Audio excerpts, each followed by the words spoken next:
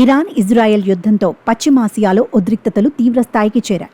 ఈ క్రమంలోనే తమ దేశ పౌరులకు ఇరాన్ కీలక ప్రకటన చేసింది. ప్రజలు తక్షణమే స్మార్ట్ ఫోన్ల నుంచి మెసేజింగ్ యాప్ వాట్సాప్ను తొలగించాలని ఇరాన్ సూచించింది. ఈ మేరకు ఆ దేశ ప్రభుత్వ మీడియా సంస్థలో ఒక ప్రకటన విడుదల చేసింది. ప్రజల సమాచారాన్ని వాట్సాప్ సేకరించి ఇజ్రాయెల్కు పంపిస్తోందని పేర్కొంది. అయితే దీనికి సంబంధించి ఎటువంటి ఆధారాలను మాత్రం వెల్లడించలేదు. మరోవైపు దీనిపై వాట్సాప్ స్పందిస్తూ ప్రకటన జారీ చేసింది.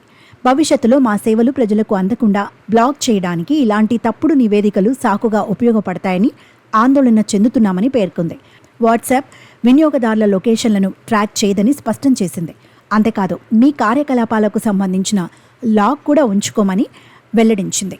వ్యక్తిగత మెసేజ్లను ట్రాక్ చేయమని, మేము ఏ ప్రభుత్వంతోనూ పెద్ద ఎత్తున సమాచారాన్ని పంచుకోమని వాట్సాప్ తెలిపింది. అయితే ఇరాన్ ఇప్పటికే పలు సోషల్ మీడియా వేదికలను కొన్నేళ్ల నుంచి బ్లాక్ చేసింది. 2022లో ప్రభుత్వంపై ఆందోళనలు చెలరేగడంతో గూగుల్ పే, వాట్సాప్ పై కూడా నిషేధం విధించింది. చాలామంది VPNల సాయంతో దీనిని వాడారు. ఏడాది క్రితమే ఈ నిషేధాన్ని ఎత్తేసింది. తాజాగా మరోసారి వాట్సాప్ను డిలీట్ చేయాలని పౌరులకు సూచించింది.